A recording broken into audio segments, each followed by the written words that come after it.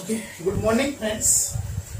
Today अपन ने अभी तक पावर सिस्टम में जनरेशन के बारे में पढ़ा। Power plant, thermal power plant, hydro power plant, nuclear power plant, gas power plant. उसके बाद में अपन ने ट्रांसमिशन लाइन्स के बारे में पढ़ा। कौन सी? सबसे पहले अपन ने ट्रांसमिशन लाइन्स के पैरामीटर देखे। सबसे पहले अपन ने इंडक्टेंस को कैलकुलेट किया। आपने इंडक्टेंस को, ट्रांसमिशन लाइन के इंडक्टेंस को अपन कैसे कैलकुलेट करते हैं। फिर उसके बाद में अपन ने कैपेसिटेंस को कैलकुलेट किया। कैपेसिटेंस को अपन कैसे कैलकुलेट करते हैं। अब अपन परफॉर्मेंस देखते हैं, ट्रांसमिशन लाइन्स की परफॉर्मेंस ऑफ ट्रांसमिशन लाइन्स। अपना next topic is performance of transmission line.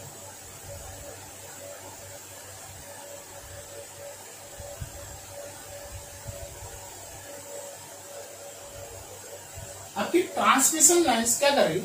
Transmission line to carry the power from one substation to another substation, a generating station to substation या substation to substation. A transmission line, कोई सी भी transmission line to carry to transmit power, electric power from generating station to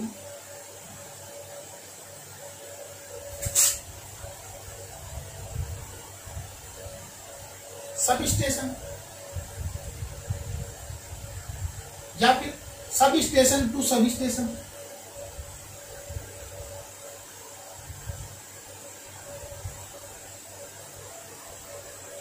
एक different level of voltage.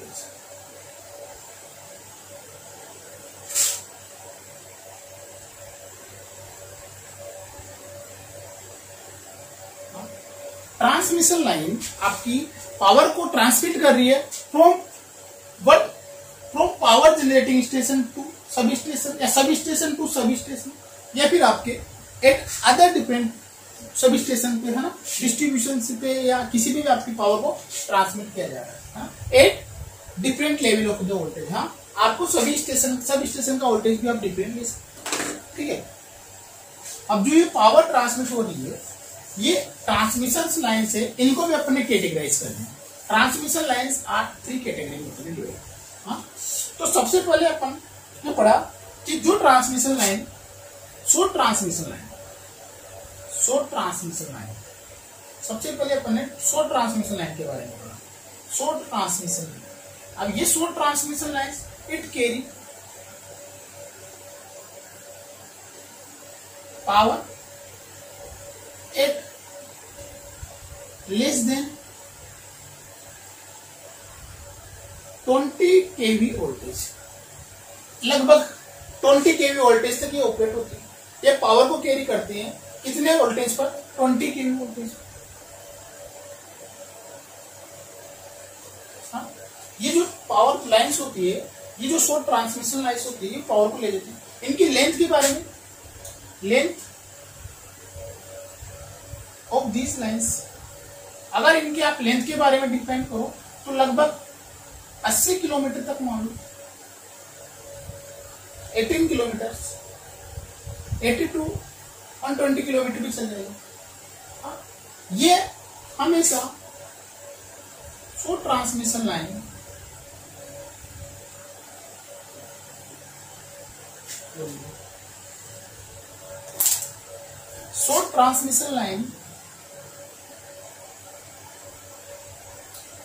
are operated at peak power या फिर highest power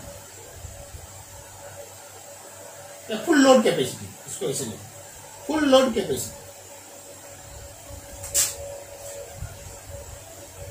full capacity या full capacity, ये हमेशा full capacity पे आपकी वर्क है।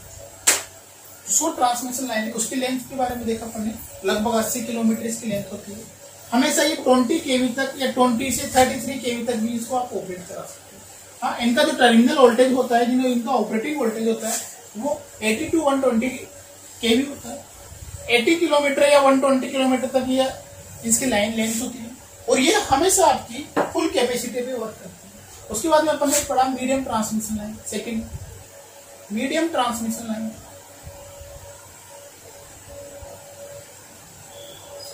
Medium transmission line आपकी, medium transmission lines are laid on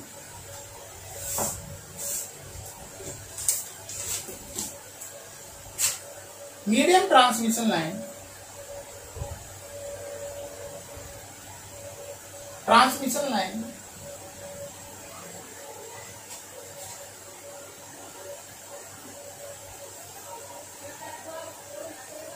are laid बिछाई जाती है हमेशा अप टू, या फिर इसको मान लो 80 किलोमीटर टू लगभग 160 किलोमीटर, 80 किलोमीटर से 160 किलोमीटर की डिस्टेंस के लिए बिछाई जाती है। इनका अगर ऑपरेटिंग वोल्टेज देखा जाए, ऑपरेटिंग वोल्टेज लगभग 120 केवी, 120 केवी तक, या इसको आप 20 केवी टू 120 केवी भी लिख सकते हो। इसकी लेंथ होती है। दीज लाइन्स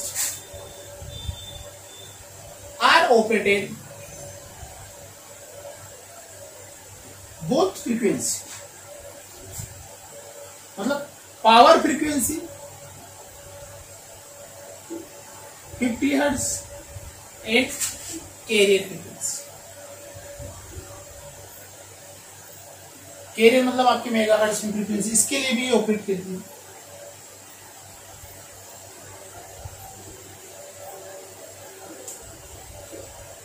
पावर फ्रीक्वेंसी देखो, आपको केवल अपने को पावर से मतलब है, ठीक है। अब नेक्स्ट देखते हैं अपन लॉन्ग ट्रांसमिशन लाइन।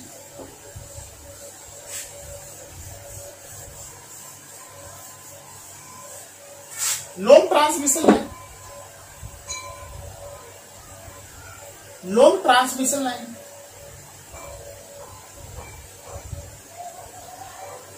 अगर इनकी लेंथ देखें, ये जो मैं लेंथ बता रहा हूं ये आपकी पर्टिकुलर डिस्टेंस पे है, ये आपकी पर्टिकुलर फ्रीक्वेंसी 50 हर्ट्ज के लिए कैलकुलेट की गई।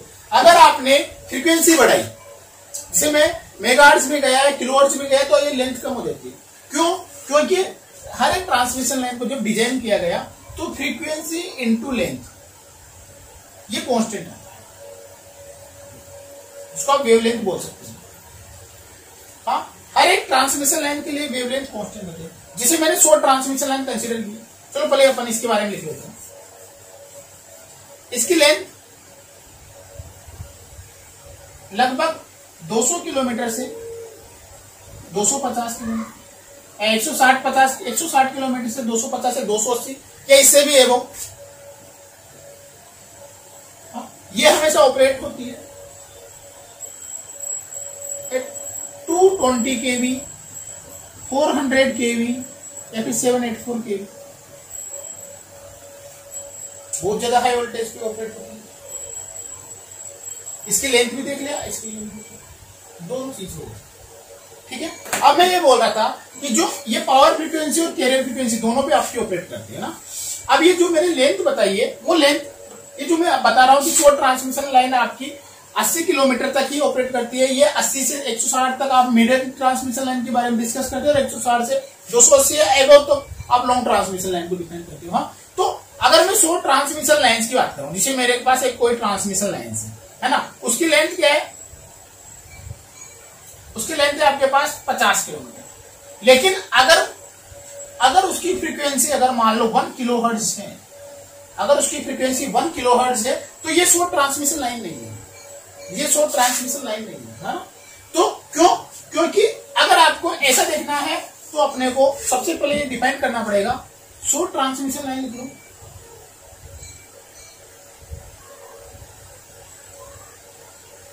Medium transmission line,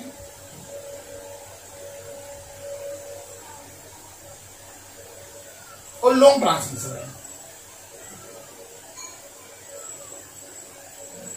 wavelength, frequency into length, frequency into length, ये हमेशा कांस्टेंट है। अगर आपने जो 50 हर्ट्ज लिए तो वो 80 किलोमीटर के लिए लिए, तो इसकी वेवलेंथ कितनी होनी चाहिए? लगभग 4000।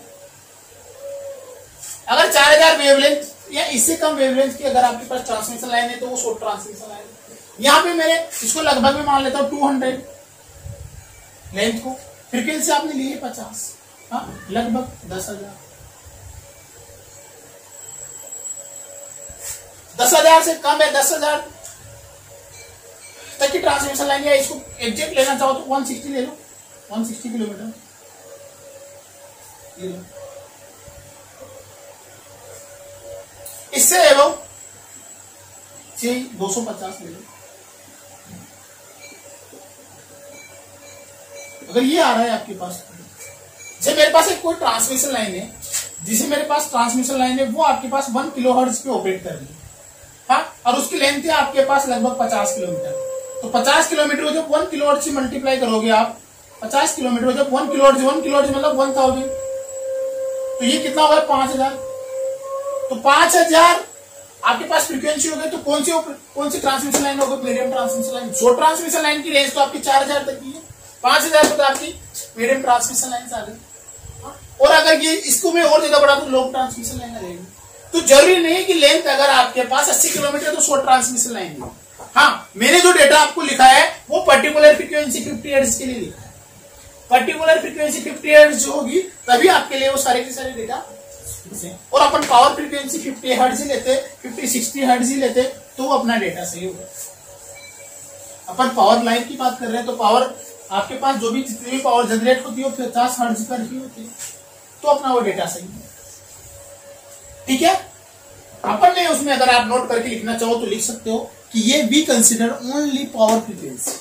हाँ, अगर अपन ने पावर फ्रीक्वेंसी की जगह फ्रीक्वेंसी को इंक्रीज कर दिया तो आपका डेटा चेंज हो जाएगा। शॉर्ट ट्रांसमिशन लाइन अलग हो जाएगी, लॉन्ग ट्रांसमिशन लाइन अलग हो जाएगी, आपके पास मीडियम ट्रांसमिशन लाइन की रेंज अलग हो जाएगी। ठीक है, अब अपन सबसे पहले शॉर्ट ट्रांसमिशन लाइन के बारे में डिस्कशन करते हैं। चलो इसके बारे में एनालिसिस ऑफ ट्रांसमिशन लाइन देख लेते हैं पहले। अब इसका एनालिसिस करते हैं। पहले अपन एनालिसिस के बारे में देख लेंगे, फिर उसके बाद में छोटा सा टॉपिक है, फिर फॉर ट्रांसमिशन लाइन को देखेंगे। एनालिसिस करेंगे अपन, analysis of transmission line.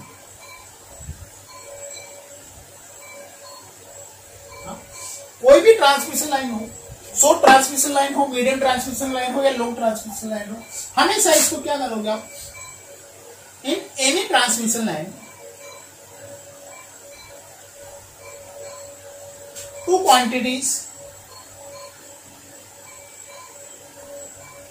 are known, दो क्वांटिटी तो आपके पास नोन होगी, एंड अदर टू क्वांटिटी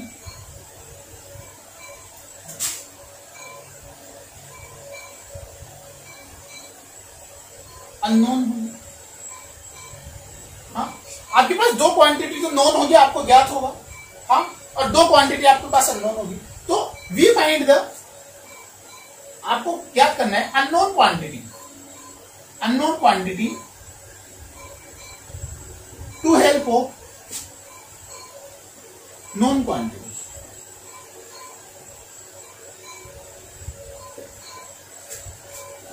हाँ, जैसे यहां पे ट्रांसमिशन लाइन के केस में आपके पास receiving end voltage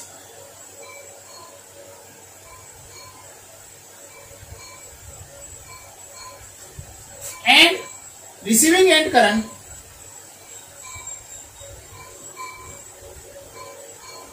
are known।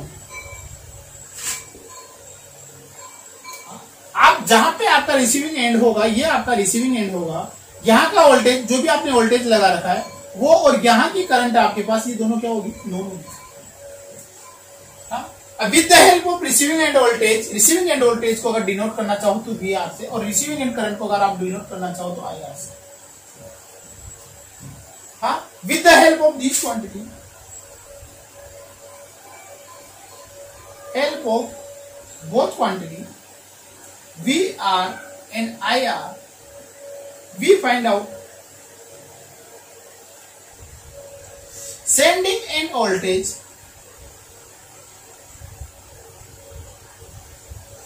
And sending end current, ये आपका सेंडिंग एंड होगा। तो यहां का वोल्टेज और यहां की करंट अपने को, ये आपके बीच में ट्रांसमिशन है।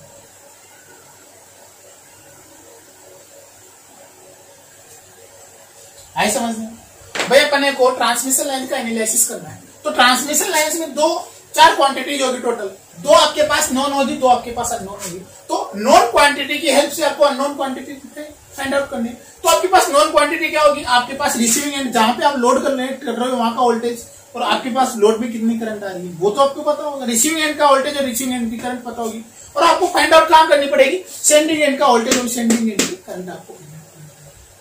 अब अपने को ये भी पता चल गया कि अपने को क्या क्या तो दिया होगा और क्या अपने को फाइंड आउट करना है। तो इसके कैलकुलेशन के लिए अपन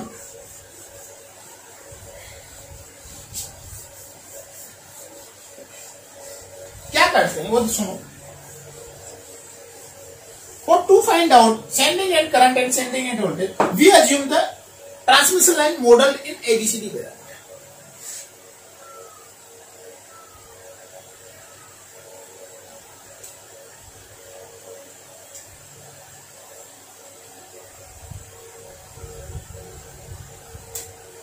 लिख लो, the best considerations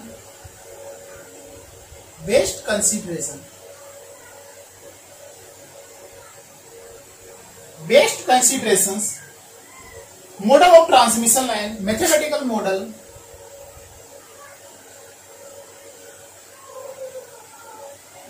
of transmission line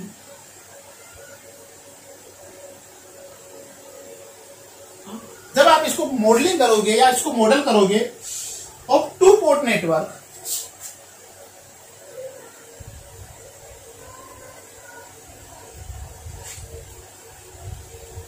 in which transmission line is represented,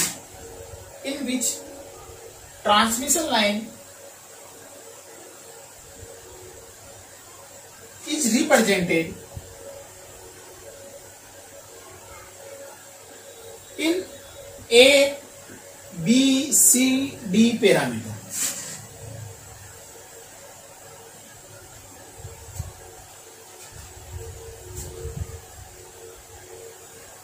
अब जैसे अभी आपके पास सेंडिंग एंड पे भी करंट और वोल्टेज आएगी, 2 पैरामीटर वो और 2 पैरामीटर आपके पास आउटपुट में, तो आपको टू पोर्ट नेटवर्क मॉडल करना पड़ेगा।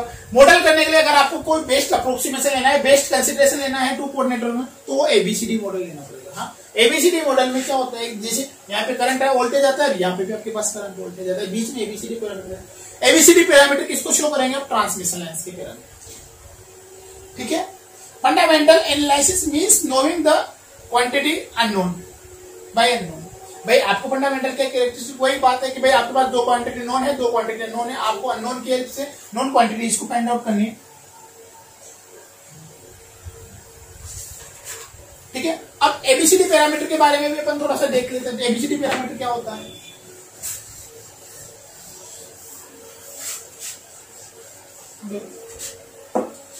ट्रांसमिशन लाइन्स में एबीसीडी पैरामीटर में ये sending end voltage, sending end current, हाँ, और ये आपके पास एबीसीडी पैरामीटर।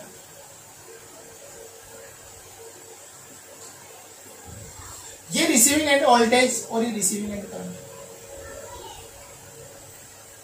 हाँ, तो क्या हो जाएगा आपके पास? V of S equal to AVR plus BIR, capital लिखो। I of S equal to CVR plus DIR।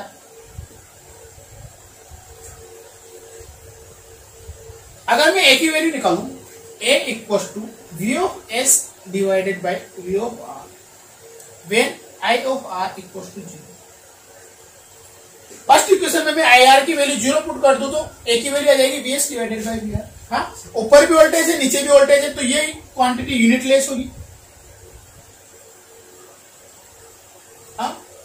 और अगर मैं इसको आउटपुट मानूं, इसको इनपुट मानूं, अगर मैं इसको आउटपुट मानूं, अगर आपको VR वोल्टेज आउटपुट में लेना है, VS देखो जैसे तो आपका मॉडल होगा, ये आपका एबीसीडी मॉडल है, ये आपका एबीसीडी मॉडल। हाँ, ये आपका आउटपुट वोल्टेज है, यहाँ पे आपने अज्यूम कर रखा है वी आर, यहाँ पे आपने करंट अज्यूम कर रखी है आई आर, यहाँ पे आपने करंट अज्यूम कर रखी है आई ऑफ एस, और यहाँ पे आपने वोल्टेज अज्यूम कर रखा है वी ऑफ एस। हाँ, तो ये तो आउटपुट है, ये इनपुट है। हाँ? ये तो आपके पास आउटपुट वोल्टेज है, आउटपुट वोल्टेज आउटपुट करंट है, ये इनपुट वोल्टेज इनपुट करंट है। हाँ, तो देखो output voltage divided by input voltage, output voltage divided by input voltage. अगर ये ऐसा होता V R divided by V of S, हाँ, तो ये क्या होता, आउटपुट डिवाइडेड बाय इनपुट, तो ये वोल्टेज गेन होता, voltage divided by voltage, voltage gain होता। लेकिन ये इनवर्स है, तो मैं इसको लिख सकता हूं inverse voltage gain.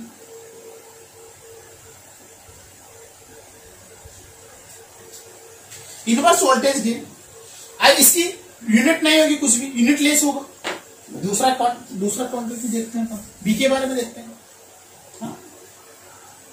We of S equal to V I R, और वी क्या हो जाएगा आपके पास, V of S divided by I of R. जब आपने वी आर को क्या किया, आपने वी आर को जीरो करने का मतलब क्या है, ये वाला टर्मिनल आपने शॉर्ट सर्किट कर दिया, यहां पे आपने शॉर्ट सर्किट कर दिया, वी आर को जीरो। आई आर को जीरो करने का मतलब क्या था, पहले आई आर को ओपन सर्किट कर दिया, वी आर को जीरो।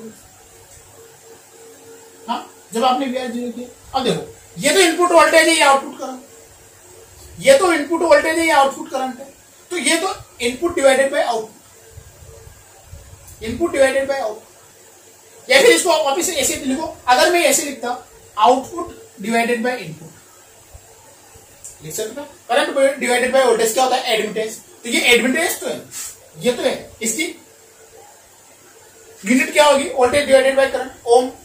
पहले बात अगर इसकी यूनिट देखे तो ओम, हाँ इसकी यूनिट देखे तो ओम। और ये एक इनपुट का पैरामीटर है, एक आउटपुट का पैरामीटर है, तो इसको क्या बोलते हो, इनपुट से आउटपुट में जाते हो तो ट्रांसफर इंपीडेंस। ट्रांसफर क्यों, क्योंकि एक आउटपुट का है, एक इनपुट का है। इंपीडेंस क्यों, क्योंकि वोल्टेज डिवाइडेड बाय करंट आ रहा है, ट्रांसफर इंपीडेंस। और अगर यूनिट की बात करें तो यूनिट ओम हो जाएगी। हाँ, तीसरा पैरामीटर देखते हैं सी के बाद में।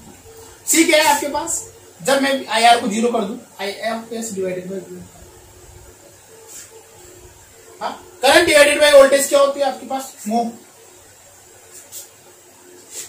मो, और क्या देखो, एक इनपुट का है, एक और आउटपुट का है, तो इसको भी आप क्या बोलोगे, ट्रांसफर एडमिटेंस, क्योंकि ये इंपीडेंस का उल्टा है, ट्रांसफर एडमिटेंस। इसकी यूनिट देखो तो इसकी यूनिट मोह होगी, ओम की ऑपोजिट मोह, इसकी यूनिट ऑपोजिट होगी। थर्ड पैरामीटर देखो डी, अगर मैं डी के बारे में डिस्कस करूं, I of S divided by I of R, input current divided by output current. अगर दोनों तरफ करंट है तो इसकी यूनिट लेस होगा, कोई यूनिट नहीं होगी। Input divided by output, input divided by output, या फिर आउटपुट डिवाइडेड बाय इनपुट, तो क्या होगा, inverse current gain.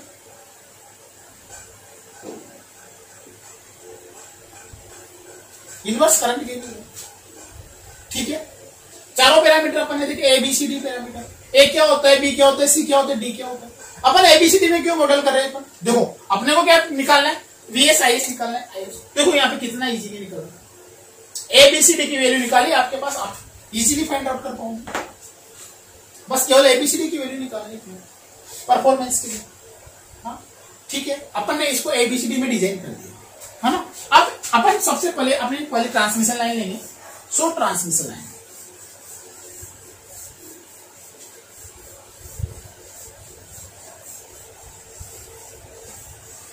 we consider this for transmission line.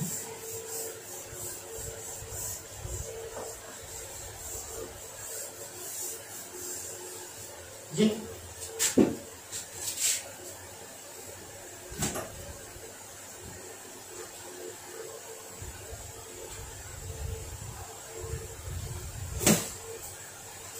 Analysis of source transmission.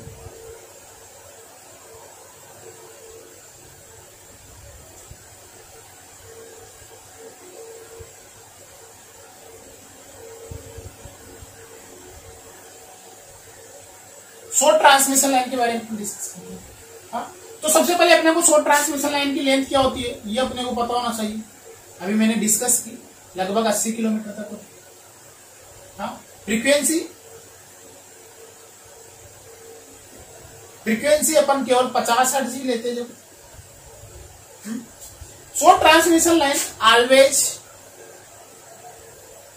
Operated at full capacity. ये जितनी भी इसके पास जितना लोड होता होगा उतने में ये डिमांड लोड करती है। हाँ, ये हमेशा आपके पास स्मॉल वोल्टेज में ऑपरेट करती है। Small voltage operate at small voltage, और उसकी वैल्यू मैंने लगभग बताई थी आपके पास लगभग लेस देन 20 kV। हाँ, फुल लोड की कंडीशन या फुल कैपेसिटी पे ये हमेशा वर्क करती है। सो transmission line with full loading condition पे ये हमेशा वर्क करती है at most of the times. अब जो शॉर्ट ट्रांसमिशन लाइन जो आपके पास हमेशा फुल लोड कैपेसिटी पे वर्क कर रही है उस ट्रांसमिशन लाइन के बारे इन शॉर्ट ट्रांसमिशन लाइन, अगर मैं इसे थोड़ा सा लिखना चाहूँ, in short transmission line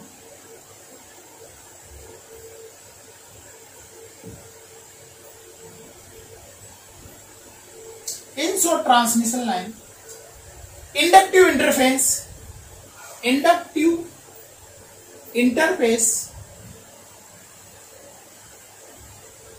are more than capacitive interface। आपका इसमें क्या होता है, इंडक्टिव का इंटरफेस ज्यादा होता है। सीरीज पैरामीटर या इंपीडेंस पैरामीटर आपके पास इसमें मौजूद है, तो आप कैपेसिटर इंटरफेस को आप इसमें नेग्लेक्ट बना सकते हैं, इसको मोर इफेक्टिव रहता है। So we neglected the capacitance.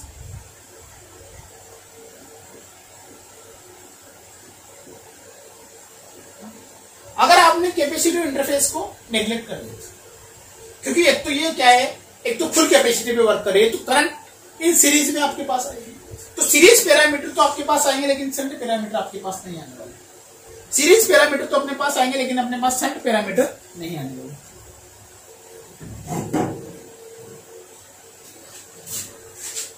ठीक है, अब अपन इसके बारे में देखते हैं। तो it can be represented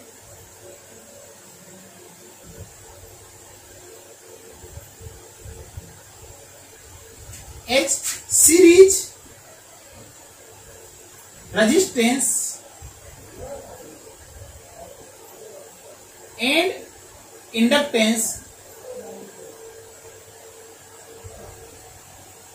in series।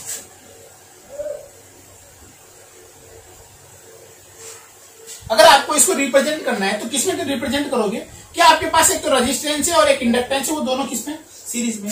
आपने कैपेसिटर इंटरफेस को आपने मिनिमाइज कर दिया, नेग्लेक्ट भी कर दिया, तो क्या बचा अब आपके पास, केवल रजिस्टर और इंडक्टेंस, दोनों को आपने किसमें अज्यूम किया, सीरीज में, फॉर स्टेडी स्टेट कंडीशंस।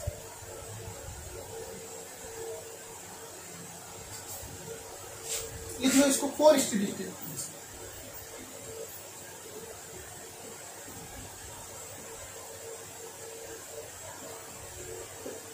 ठीक है, अब अपन इसके बारे में लिखते,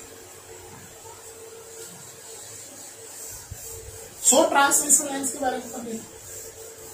शॉर्ट ट्रांसमिशन लाइन में आपने कैपेसिटिव का जो इंटरफेस था, जो कैपेसिटिव के कारण जो इंटरफेस आ रहा है उसको आपने नेग्लेक्ट कर दिया, है ना, उसके कारण जो आपने जो भी उसका इंटरफेस आ रहा था उसको आपने नेग्लेक्ट कर दिया।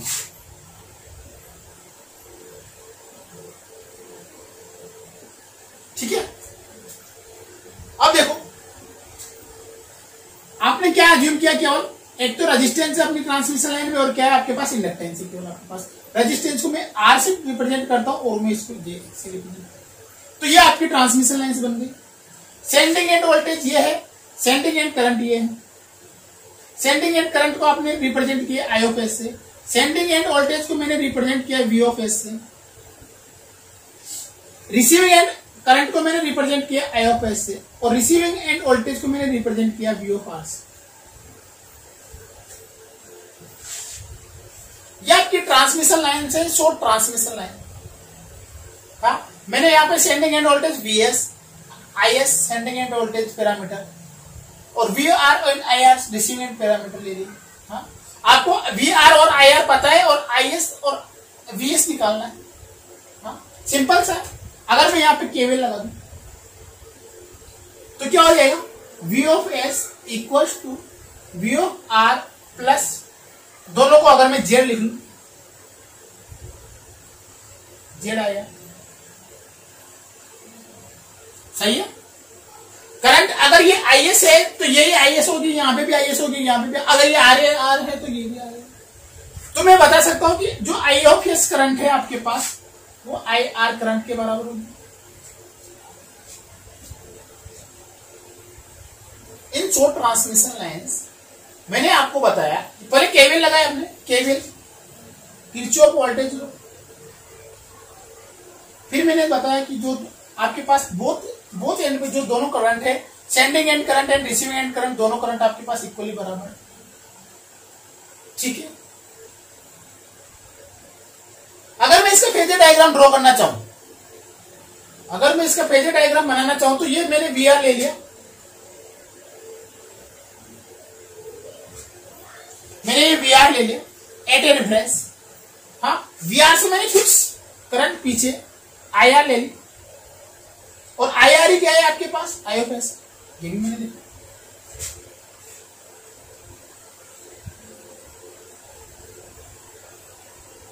ठीक है। और वी आर में अगर मैं I into R, I R into R वाला, आई आर इंटू आर वाला ड्रॉप ऐड कर दूं, उसके बाद में मैं आई इंटू जे एक्सिस वाला ड्रॉप ऐड कर दूं, 90 डिग्री है वो बनेगा भाई।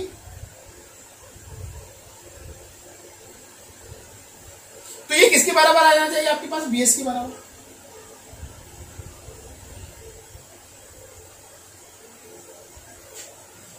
ये वाला वोल्टेज प्लस ये वाला वोल्टेज प्लस ये वाला वोल्टेज, ये क्या, बीएस बराबर V R plus I R. और इसको अगर मैं थोड़ा सा और मॉडिफाई करूं तो V of R plus I R into R plus J, इसको मैं बड़ा लिख देता हूं, V of S equal to V R plus I R और R plus J I R into x.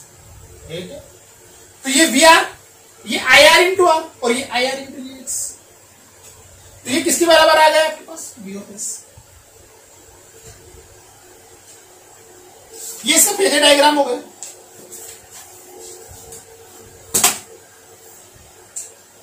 एक ट्रांसमिशन लाइन का फेजर डायग्राम हो गया। अगर मैं यहां पर ये दोनों इक्वेशंस है, ये वाले इक्वेशंस लिख लेता हूं और आई ऑफ एस बराबर आई ऑफ आर। अगर मैं इसको इस वाले एबीसीडी पैरामीटर से अगर मैं इसको कंपेयर करूं,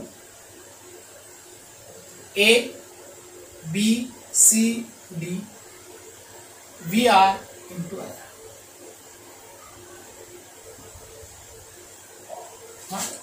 तो यहां से जो मेरी पहली इक्वेशंस आती थी आपके पास, मैं डायरेक्ट इक्वेशंस लिख देता हूं।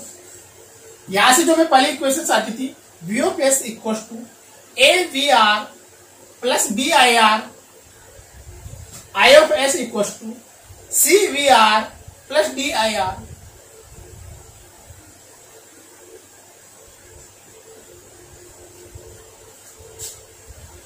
अगर मैं एबीसीडी पैरामीटर से इनका कंपैरिजन करूं तो ए की वैल्यू क्या आने वाली है आपके पास 1, बी की वैल्यू क्या आने वाली है आपके पास जेड, सी की वैल्यू क्या आने वाली है आपके पास, सी है ही नहीं इसमें, डी की वैल्यू क्या आने वाली है आपके पास। एबीसीडी पैरामीटर के लिए ये कंपल्सरी है कि आपकी ए की वैल्यू किसके बराबर होती है, डी, आ रही है, और सिमेट्रिक। और एडी माइनस बीसी क्या होना चाहिए 1 फॉर रेसिप्रोकल कंडीशन के लिए। हाँ, तो एडी को बीसी से गुणा करोगे तो 1 माइनस 0, ये अपने पास ट्रांसमिशन लाइन के बारे में। अगर मैं इसकी एफिशिएंसी के बारे में बात डिस्कस करूं, ट्रांसमिशन लाइन की एफिशिएंसी के बारे में डिस्कस करेंगे। एफिशिएंसी क्या होती है आपके पास? Output divided by input into output क्या है आपके पास? V R I R cos phi divided by V R I R. लिख लो। इनपुट को अगर मैं थोड़ा सा इसको थोड़ा सा और मॉडिफाई कर लेते हैं, output divided by output plus losses. Losses केवल रेजिस्टेंस के कारण लॉसेज होंगे, उसके कारण उसके अलावा कोई और लॉसेज होंगे। तो अगर मैं आउटपुट लिखना चाहूं तो आउटपुट आपके पास आउटपुट होगा, हाँ, V R I R into cos phi. Phi is the power factor angle. Losses क्या होंगे आपके पास? 3 इंटू आई स्क्वायर आर। एक सिंगल फेज ट्रांसमिशन लाइन के बारे में डिस्कस किया तो 3 के कारण 3 टाइम्स हो जाएंगे। ये आपकी एफिशिएंसी होगी।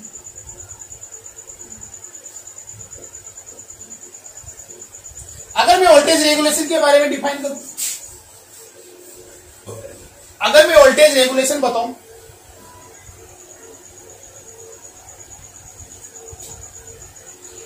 वोल्टेज रेगुलेशन क्या होती है? Output voltage at no load minus output voltage at full load divided by output voltage at full load. Output में आपके पास V R load, V R voltage है तो मैंने वी आर लिखा है। ये क्या है आपके पास? V R at no load, V R at full load. No load का मतलब क्या है? जब आपके पास आई ऑफ आर क्या हो जाएगी? 0। तो मैंने बताया था आपके पास वी ऑफ एस बराबर V R plus Z into I R आया था। अगर आई आर की वैल्यू 0 होगी तो वी आर किसके बराबर हो गया आपके पास? नो लोड पे वी ऑफ एस के बराबर हो गया, फुल लोड पे वी आर के बराबर होगा इसे। तो अगर इसकी मैं इक्वेशन लिखना चाहूं तो क्या हो जाएगी आपके पास? Voltage regulation equal to V of S minus V of R divided by VS नहीं, सेंडिंग एंड वोल्टेज याद मत करो। सेंडिंग एंड वोल्टेज अगर आप याद करोगे तो आप आगे जाके गलती करोगे। हाँ, वीएस नहीं है, ये वी आर है, ये रिसीविंग एंड का वोल्टेज है, लेकिन कब? No load condition. हाँ, बाय द वे इस केस में क्या हुआ, जब यहाँ पे आई आर नहीं होगी, जब आई आर की वैल्यू 0 हो जाएगी तो ये वाला वोल्टेज बराबर हो जाएगा, इसलिए नो लोड वोल्टेज आ रहा है। हाँ, वीएस नहीं है, सेंडिंग एंड वोल्टेज नहीं है। ये क्या है? ये है आपके पास V R at no load. हाँ, इस केस में ये वीएस के बराबर आ रहा है, इस केस में वीएस के बराबर आ रहा है, अदरवाइज वीएस नहीं है। ठीक है, ये आपकी शॉर्ट ट्रांसमिशन लाइन। अपन अब मीडियम ट्रांसमिशन लाइन की बात नहीं डिस्कस करते।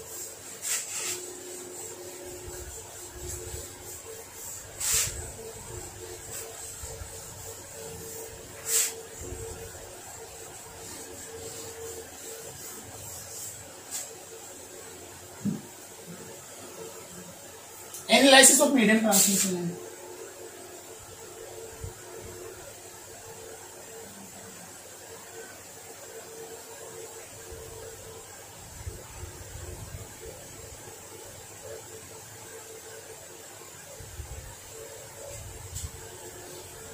अब इसकी लेंथ क्या होती है? मैं डायरेक्ट शॉर्ट में लेते हैं तो लेंथ भी अगर आप डिस्कस करोगे तो लगभग 80 से 160 किलोमीटर तक। हाँ, 50 हर्ट्ज फ्रीक्वेंसी पे। ऑपरेटिंग वोल्टेज अगर आप बात करोगे लगभग आपके पास 100 वोल्टेज मान लो, 100 केवी तक, किलो वोल्टेज। हाँ, और फ्रीक्वेंसी पे होती है 50 हर्ट्ज। हाँ, और इसमें अब आप वी कंसीडर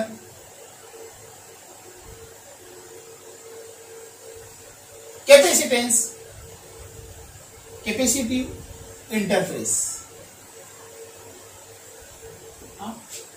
कैपेसिटिव इंटरफेस को आप कंसीडर करते हो as well as inductive interface. भाई इंडक्टिव इंटरफेस तो आपको कैलकुलेट करना ही है, इंडक्टेंस तो आपको इंडक्टेंस तो आपको करना ही है, लेकिन यहाँ पे आपको कैपेसिटेंस का कंसीडर करना।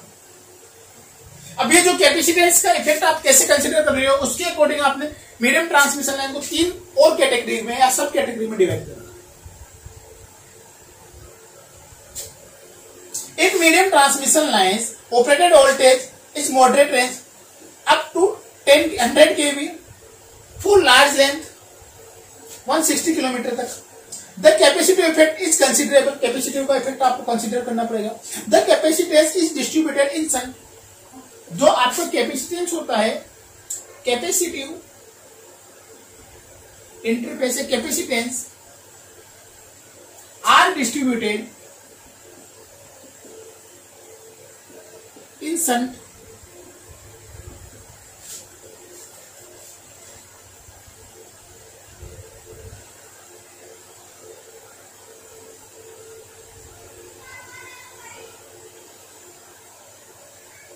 ठीक है।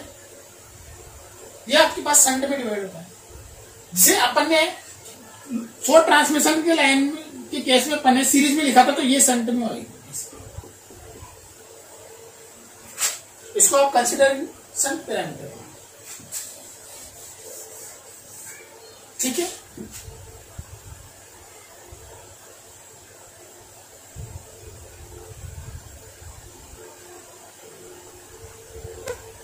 जो आपकी मीडियम ट्रांसमिशन लाइन्स होती है वो 3 तरीके की होती है, या फिर इसमें एक लाइन और लिख दो अगर आप लिखना चाहो।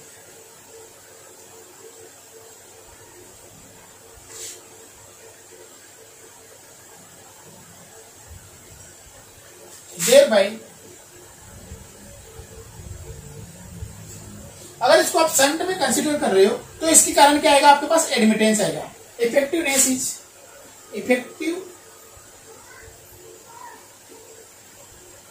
Is consider in admittance. Capacitor को आप किसमें कंसीडर करते हो, इफेक्टिव कंसीडर इन एडमिटेंस। आप एडमिटेंस की तरह से इसको कंसीडर करते हो, because of admittance is the line charging current, और इस एडमिटेंस के कारण क्या आ जाती है आपके पास, line charging current. This admittance will enable this admittance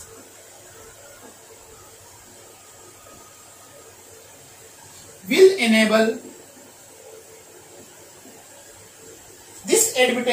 enable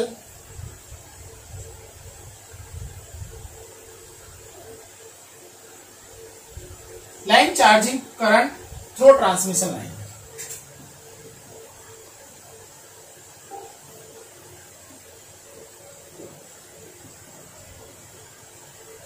transmission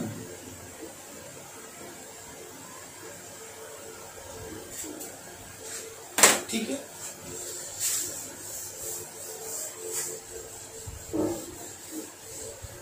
इसकी तीनों टाइप देखो। पहला एंड कंडीशनर,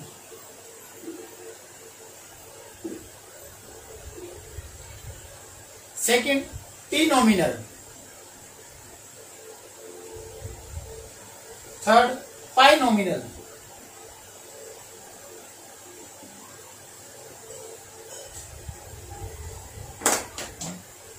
ठीक है। अपन आज इस क्लास को यहीं तक रखते हैं, है ना। इसके तीनों मेथड अपन नेक्स्ट क्लास में डिस्कस करते हैं। Okay, thank you.